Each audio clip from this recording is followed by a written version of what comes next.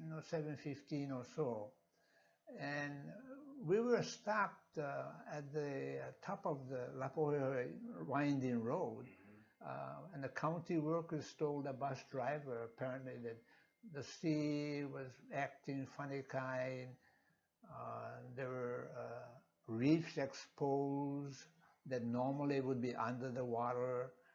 And so they stopped the bus and they told us it's a dangerous situation apparently. But as soon as we got to the school, the boys just took off down the beach to the ocean. Actually, we were out of campus to begin with. And the girls kind of watched from a great distance away. And so we were right on the ocean watching the waves action and so on. Well, there's a little knoll there overlooking this little harbor. And with about a dozen and a half of us, mostly from our first bus from Honohina and Ninole, standing on the knoll, looking at the ocean. An earlier wave apparently had unloosened a canoe from the Akiona family who lived on the point. And the canoe was floating aimlessly on the ocean. And so, and then about 10 minutes or 15 minutes after we were standing on the knoll, the wave receded and the waters receded, and it went out, I don't know, maybe half a mile, maybe a mile, I don't know how far. And so the ocean became dry. Yeah. So I was curious enough to go down and walk into the ocean, on the ocean floor, and I walked around for a while.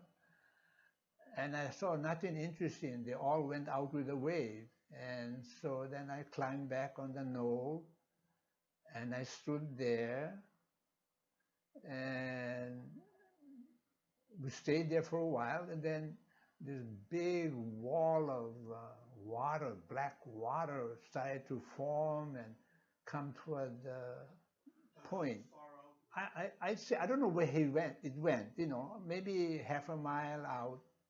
Then it started to come back, and it became bigger and bigger, and got nearer and nearer. And then about when it was about 150 yards away, all the boys said, they panicked and they said, "Hey, this is dangerous, So we started to run back to the campus.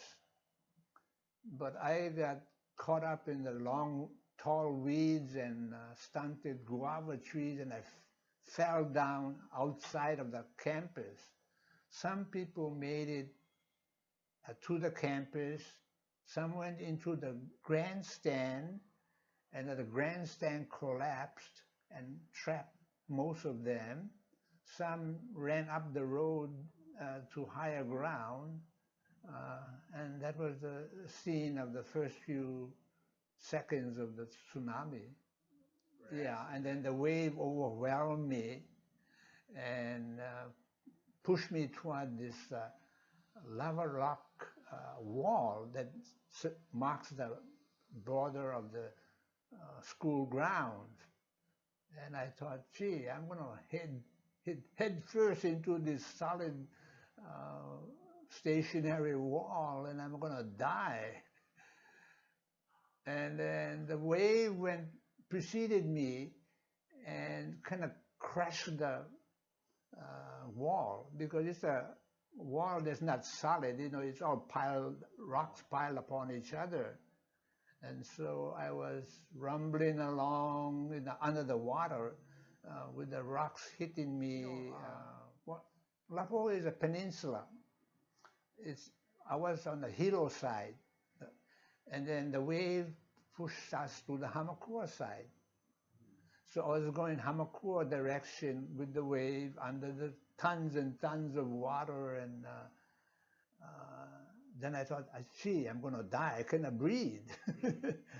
Then some wave action popped me up to the surface. Then I saw where I was, and then I could see the agri farm, the agricultural farm, which is somewhat elevated from the school grounds. And it has fence around, there's pig pens, there's chicken coops. And I thought, boy, I'm going to get stuck inside there, or on the wires or something. But then the wave lifted me over, and I went over the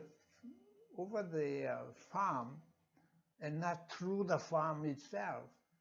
But then I got into this river, which is a dry bed river normally, just a trickle. But that day there was a whole water going down to the ocean. And I said to myself, gee, if I go in the ocean, I'm gonna die, because Hamakua Coast doesn't have beaches or anything. It's just rocks and big waves. So I grab onto guava branches, but they're either too small or that I was grabbing just the tips, and so they broke off. And then I finally grabbed hold of one that was strong enough. I hung on to it and stopped my movement to the ocean, and I was about 100 yards from the ocean already. Then slowly the water passed by, and I reached solid ground. And but three other boys came out of the bushes, and we said we better get to higher ground, or to the school. So we got to the school, and my friend Seiki Oshiro said, one of the first things I said to him was, I know make yet. I know make yet. And then I went to the tennis court area, and I saw some fish. I said, what am I going to do with the fish? So I left the fish alone. And then everybody, either by order or whatever, was heading back up the road to go to Papaloa and I guess Ocala. So I joined them, and I said, oh yeah, I'll go to the hospital and get some care.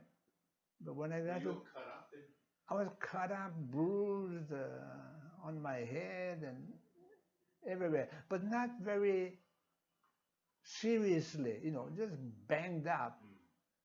So then I got to the hospital, which is about 3 miles away, the Laupahoehoe Sugar Hospital.